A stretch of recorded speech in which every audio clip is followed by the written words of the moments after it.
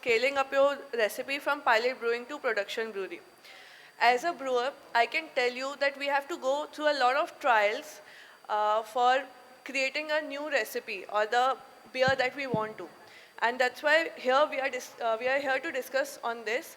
I would like to welcome our panelist, Mr. Gaurav, co-founder and head brewer, Two Down Beer Company, Mr. Sameer, co-founder and head brewer at Kimaya Brewing Company, and Mr. Abhishek, co-founder and head brewer at Bombay Duck Brewing Company.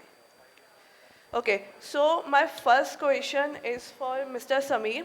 What are some of the key considerations when transitioning from brewing on a pilot system to a large production system?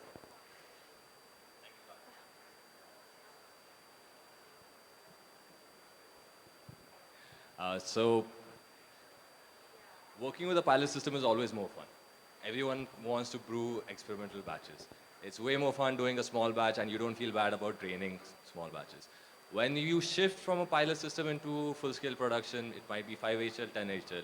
You have to take in a lot of things. Everything from how your induction system with the malts will work to how the yeast autolysis because of the hydrostatic pressure will work, as well as your water chemistry and the hops and yeast interaction. So you have to work around a lot of things to make it happen, but it's a growing process. You win some battles, you lose some battles, and it's a continuous learning thing.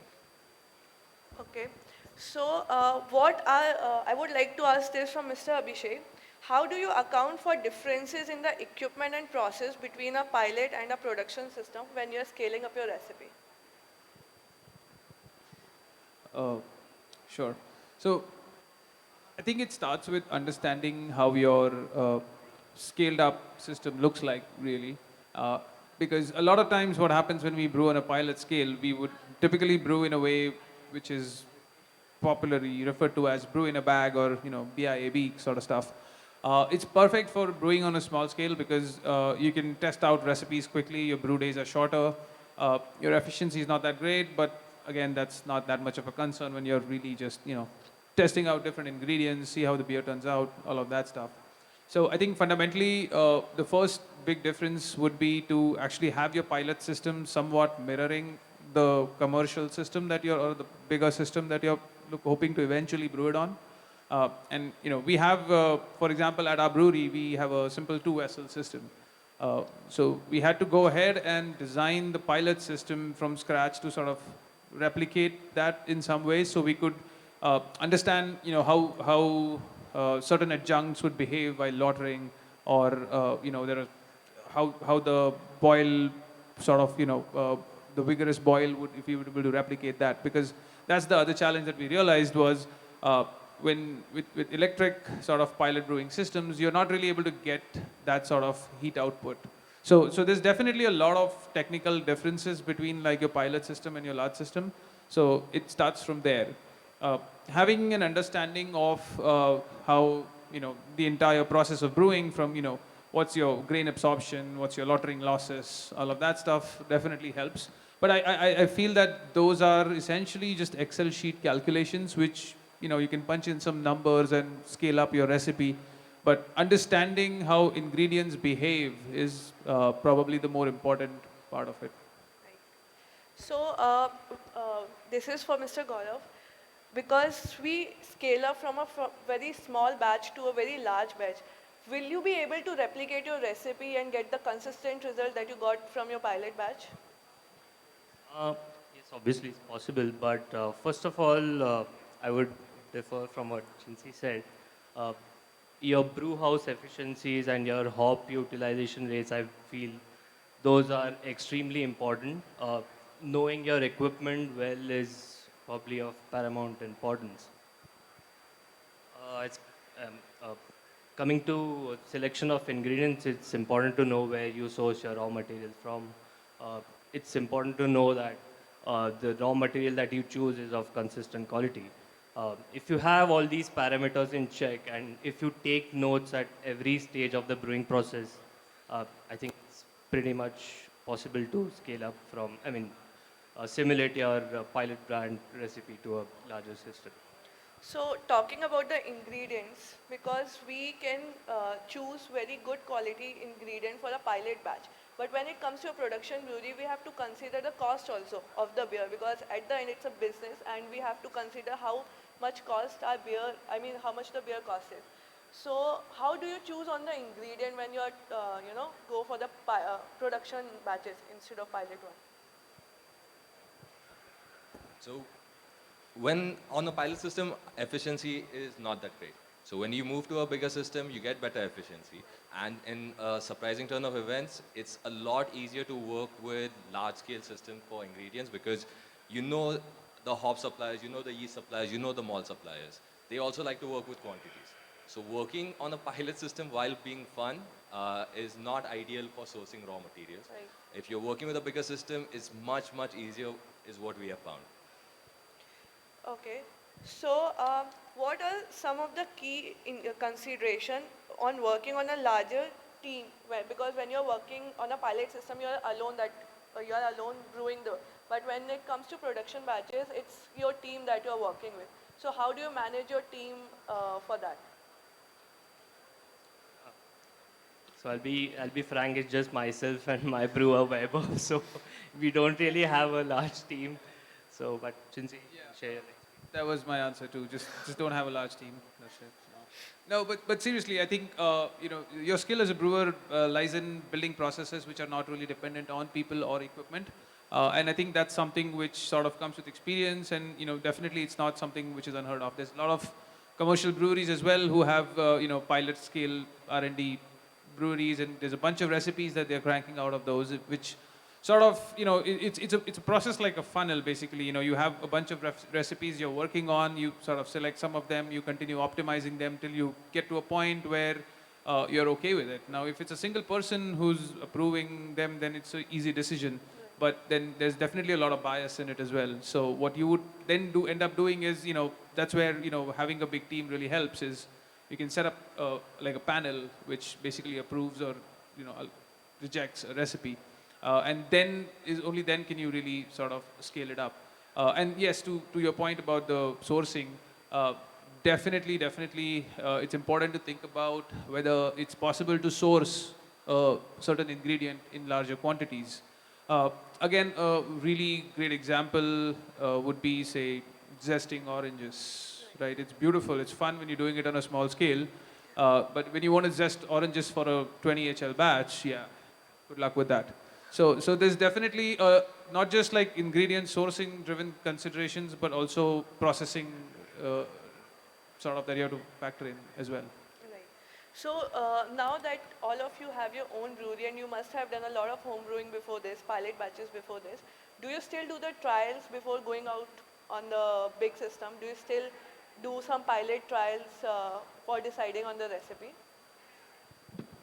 Always, always. Whenever we are launching a new beer, we always do a small 100-liter batch, and then we scale up to, let's say, 8 HL or a 10 HL.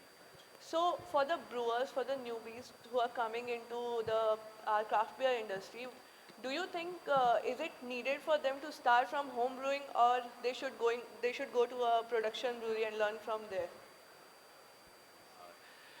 It can work both ways. If you work with a production brewery, you learn a lot more tips and tricks. You learn from other people's experience, and it becomes a simpler system. If you're homebrewing by yourself, as you said, you're solo doing it. Some things that work on a homebrew scale simply cannot be scaled up. So at Kimaya, we did a rose petal IPA. Crushing rose petals for 20 liters is fun. There's no chance I'm going to do it for 5 HL or 10 HL. It's not happening. So if you work with a production brewery, you can talk to the brewers to find out what can be scaled up, what can be feasible, and it's more fun that way. So yeah, just to add to that, I mean, there's definitely other ways to approach this problem as well. So for example, we did it was a guava IPA, and again, guavas easy enough to process because ripe guavas are kind of mushy. But again, when you're working in the quantities that you need to really scale it up at a large scale, you're not really going to be doing it manually. Also, there's other concerns of ensuring everything is done in a sanitary way. So what we ended up doing in that case was we actually ended up finding a fruit puree supplier who was We went and visited the facility and made sure that everything was actually acceptable to the way we wanted it to be. And it's sometimes as easy as finding a different supplier who can give you like pre-processed like fruit puree, which are like in an aseptic format, for example, and that definitely helps take away some of the load of producing the beer. So as you said, like I mean, with a small team, there's definitely the total number of hours that sort of matter that go into processing. So sometimes there's an easier solution out there as well. Right. So, for the adjustment while scaling up your recipe, do you have to go through a lot of calculations? Like, is there a lot of challenges that you face while scaling up in terms of your ingredients, like your malts, hops? So yes, definitely. We did face a lot of challenges earlier on, but now that we have everything dialed in, I think it's a whole lot easier now. So, for example, we know that hey, if this is what the recipe looks like on this pilot scale. We not only do we scale it up by the factor that we do, plus we add in like buffers for other stuff that we know we're going to lose. So, grain absorption, for example, would be different in a brew in a bag type setup versus like a lot of ton. So there's definitely adjustments and stuff, but I think it's a one-time thing. So once you've sort of gone through that exercise a few times, it sort of becomes evident.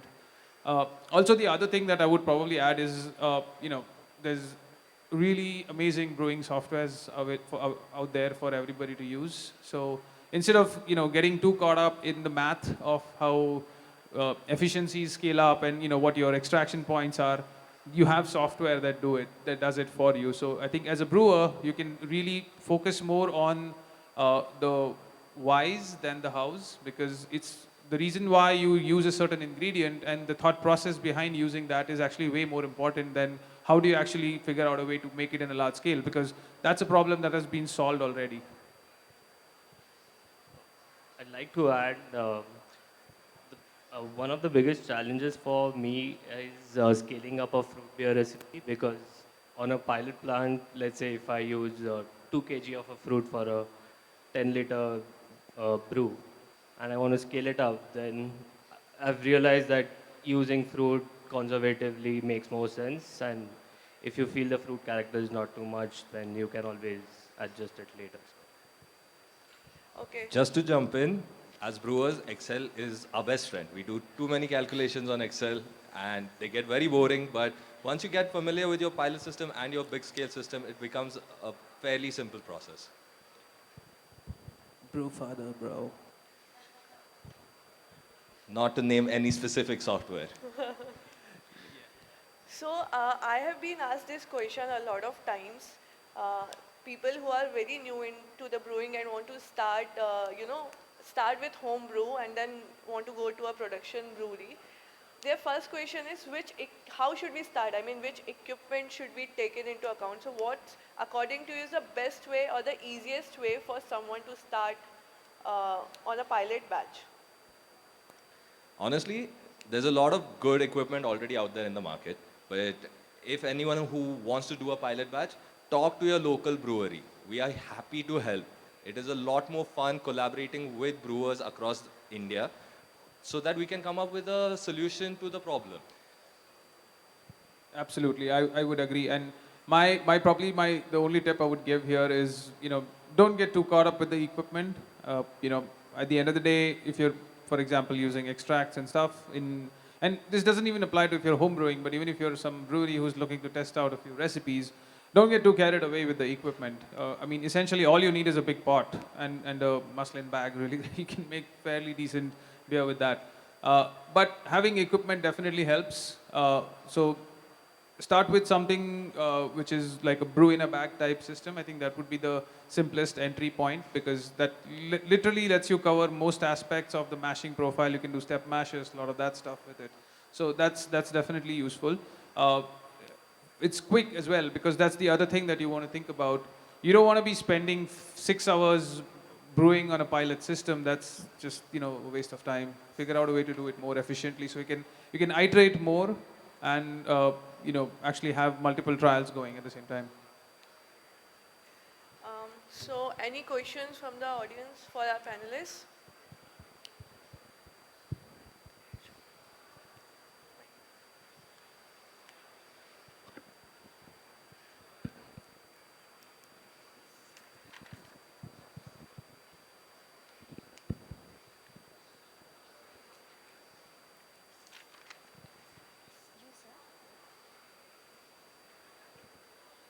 Hey all, this is Ram here.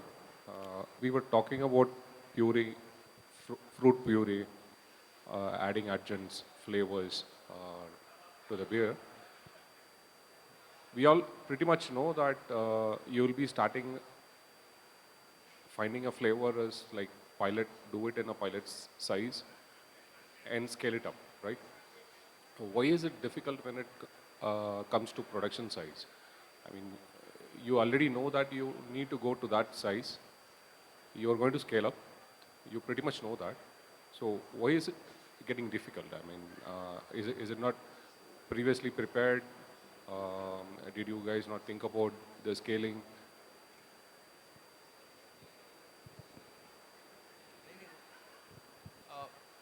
I think this gets very specific. I think this is very much like ingredient driven because and also I think more than that, it comes down to understanding the limitations of your commercial equipment as well. Because when you're fermenting with fruit, for example, in a small pilot fermenter, uh, I mean, it's easy for you to sort of like, just uh, pick up a keg, for example, and just sort of agitate it manually. You can't do that with a big fermenter. So you definitely have to figure out other ways to increase your contact time. Maybe you will have to recirculate it. So once you recirculate something, then you run into other problems wherein your pumps might clog. So, and at the end of it all, once you crash it out, the last part being like, are you able to say effectively, drain all the spent fruit out? Uh, if it's in a puree format, sure, but if you're using like whole fruit, like sliced up or something like that, that might create problems. You might not be able to recirculate it with a pump as well. So there's definitely a lot of challenges, and it's very difficult to sort of like have one answer for that. Basically, so tank geometries are completely different, right? So there will always be some difference between a pilot plant and a larger batch plant. So yeah. See, but the whole idea is about adding flavors. Craft is all about not only about malt, it's also adding adjuncts and adding flavors. This issue is going to be there for us. Always, this is going to be there. So, what do you think is working out for you? Better ways. What do you think is working out? That is one. Another thing is, have you tried distilling your flavors prior to? See, Patwadan, you were having a problem with the rose, right? I think rose can actually be taken out as an essential oil. Probably for your size, you can yourself distill it and take it out. Maybe a small equipment, I mean, tabletop equipments are there, available there. So have you tried distilling it out? I am not a fan of using essential oils or something distilled or synthetic. Not the ready-made ones. Not the At ready-made least the ones. flavors that we decide. Yeah, even if you add it to a beer, if you will start losing head retention because you're adding oil. So that also plays a factor in it. And the factor is also how are you going to scale it up? So fine, it might work for 5 HL, but after 5 HL, the next system is going to be 10 HL, 20 HL. So is that sustainable from 5 to 10 to 20? That becomes a factor. And that's why we don't, it's okay to experiment on the pilot system, but we are not moving into distilled products to 5 HL, 10 HL systems. Yeah, absolutely. And I think that's the one takeaway from this session is, not all recipes are scalable. There's definitely, we can't look at it that way. A recipe might work well on a small scale, but it might not be able to scale it up. And there have been times when we've had to just scrap it completely because it just didn't make sense to scale it up that way. Great. I take it that way. This is a take home from the discussion. Great. Thanks, Chinsi. Any other questions? Okay, no one.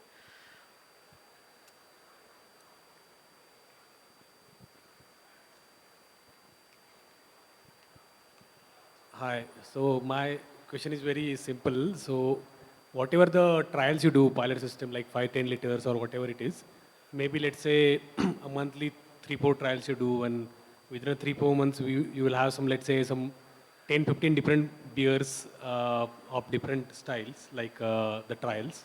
So what do you do with that beer, that pilot system tried beers? Like you keep it for 3 months, or like you just taste it and take notes and dump it? So because it's a big inventory, like maybe 20, 30 kegs will be occupied with the pilot brews trials. I don't think we've ever had problem getting rid of beer, to be honest. Make Yeah. some new friends, I guess. I don't know, but I think it depends on how what the objective of the trial is. If the objective is to age it or see how a beer ages over time and how it changes over time, then you're definitely going to have to uh, you know design your trials is that you brew a certain quantity of it and you keep tasting a certain portion of it after every few months or weeks. And in that case, yes, you'll probably use up all of it yourself. But a lot of times, you can also think about it as doing a small consumer panel if you have the means and resources to do it. So even if it's a 10-liter recipe, sure, you've tasted it, but it would be always good to get feedback from the consumers or the people who are actually buying it.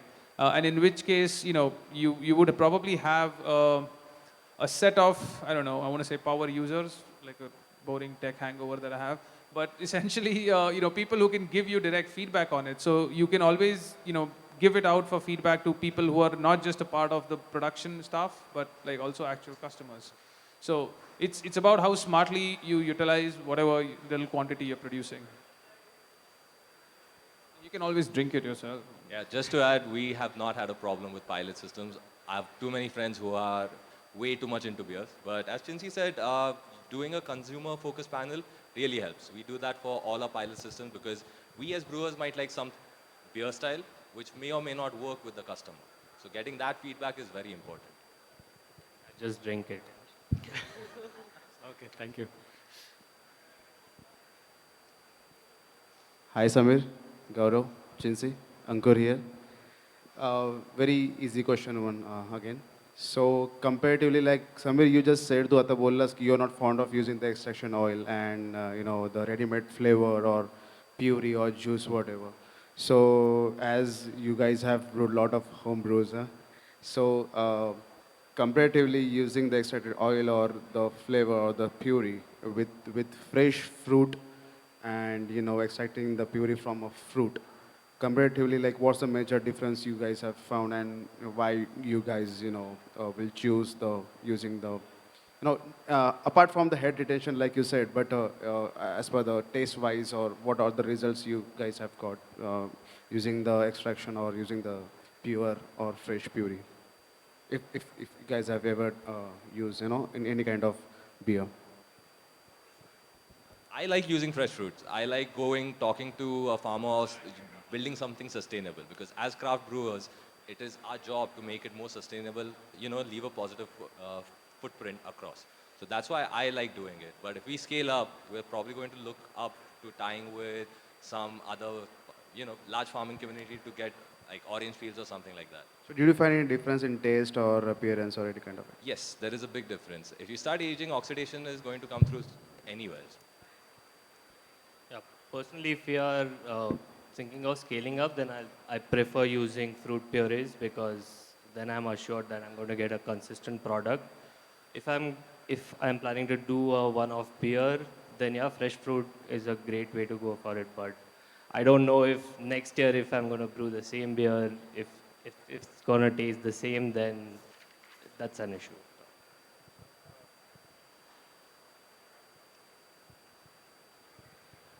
Hi. So the other thing with to answer your question specifically about the differences, when it comes to flavors, and there's definitely a whole world out there about essential oils and flavors that you can directly add it to your beer. That's practically how most of our food is made, not just beer. So when it comes to flavors, essentially the more natural it tastes, the more expensive it gets. That's generally how I've found out. There's a lot of like inexpensive, cheap sort of flavors that you can find, but if you've picked up like a bottle of that Dabur Nimbu or something like that, that's the synthetic citrus flavor essentially, and that's the cheapest flavor that you can get. The more expensive you get, the more sort of natural it sounds, or more closer to the actual flavor it smells. So I think that's basically where you have to take a call as a brewer, wherein how much of a convenience are you willing to, so rather how much of a flavor are you willing to sacrifice for convenience? Because like you said, you could essentially spend all that time and resources into a small distilling setup at your facility and be doing everything that you can in-house from scratch, and that's great. But beyond a certain point, I think it's diminishing returns. So I think you have to take that call whether natural is the way you want to go or you want to use synthetic. Synthetic is going to make your life really easy for sure. But are you being true to the craft? I don't know. All right, perfect. Thanks. Any other questions? Just one more.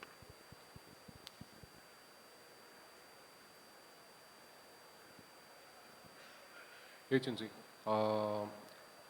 Coming back to the same point, we were talking about the flavor and what are we going to lose when we are using synthetic, and what we are going to lose or gain when we are using actual flavors, right? What is your take on consistency? I mean, this year you do fruit puree. It's not going to be the same, probably even the same year. A couple of months later, it's not going to be the same. It doesn't taste the same, right? So you guys must have used a lot of fruits and adjuncts. How is that consistency affecting your final product? Are people pardoning that? Yeah, absolutely. I think being agricultural product, there's definitely going to be variations from one year, one harvest to the next harvest. There will be. So if you're expecting to get something super consistent and super tasting the same way exactly, then probably natural is not the way to go. You're better off just getting lab made extracts and flavors, and you'll definitely get everything on point every time. But having said that, we know the kind of people who like to drink our beer really don't want the synthetic stuff. They're actually in it because they want to have the natural fruit. They want to know, they want to feel connected with the beer in a way where they know where the ingredients came from, they know where the fruits were sourced from. And I think to such an audience, I think it's okay. There are a lot more. It's not necessarily a bad thing if there's a few differences in flavor and taste. It's an agricultural product. It's not in the brewer's hand really. See, that's agreeable, but how is it actually affecting the market, the returns? Are you seeing any difference in that, or is everyone okay with that, Kimaya? As a brewer, part of your skill is to make sure that even if there is variation, it's not an extreme variation. Plus or minus 5% is okay. It's very hard to tell the exact difference. That's where the skill comes in. We're all using a lot of agriculture products. There's going to be changes. Produce changes, the weather, everything changes. But that's okay. A little bit of variation is okay. Say, for example, lot many people do not know what actually a strawberry flavor tastes like or smells like. People are so tuned to the artificial flavor. People don't really understand when you put something on the table with strawberry infused in it. So, I mean, are people okay to experiment with that kind of flavors? Yeah, definitely. I think. I mean, nobody. Or is it just the niche market? I'm just trying to understand. I guess yeah. Because organic is. Yeah. No, definitely. At one I think point of time, to your point, yes. I think people do understand that certain flavors will change. And sorry, I'm just going to go back to what Samir said. Hops is another thing which varies all the time. Like fruits, definitely for sure, but there's a lot of variability with the hops, and there are ways you can mitigate that. You can sort of, for example, if you have a IPA that uses certain hops, figure out a way to create a blend of hops. So even if one of the hops changes, the blend still more or less remains the same. So there's different ways by which you can ensure somewhat of a consistency, but I guess, we're all trying to work towards trying to make it more consistent. So coming back to Patwadan, what he was saying was, it's in the hands of the brewer once again to put something that is palatable on the table. That's what matters, right? A little bit of variation is going to happen. Anytime you work with fruits or hops or malt, there's a lot of variation in that. But a little bit of variation is okay. There's companies who are proud of the fact that they do year-to-year variations. Saison as a style keeps changing, and that is okay. And to the point that it's no longer a niche market. As a craft brewery, we want to be more accessible. That's why we work with local products and local produce to make it more accessible. So that's why I love working with mangoes. A mango cider, reminds me of my childhood. And there's a variation in every year of we make the mango cider. But it's still delicious. I still enjoy drinking it. And I don't think a lot of customers come back and they're like, oh yeah, that batch was a vintage. I haven't seen it. Awesome, awesome. Thanks. Thanks for the experience. Okay, thank you guys for your valuable insights, and thank you everyone for joining us here. Yeah, thanks a lot. Could we get a round of applause? I think that was a great session. Request you all to stay on stage. We have some souvenirs to give and re-give. So, yeah.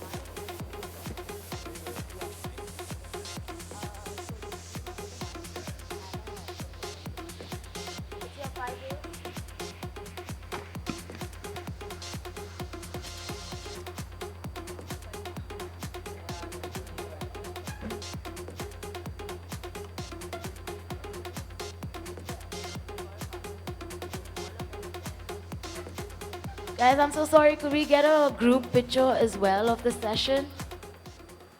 Come back on stage. We'd really like a group picture.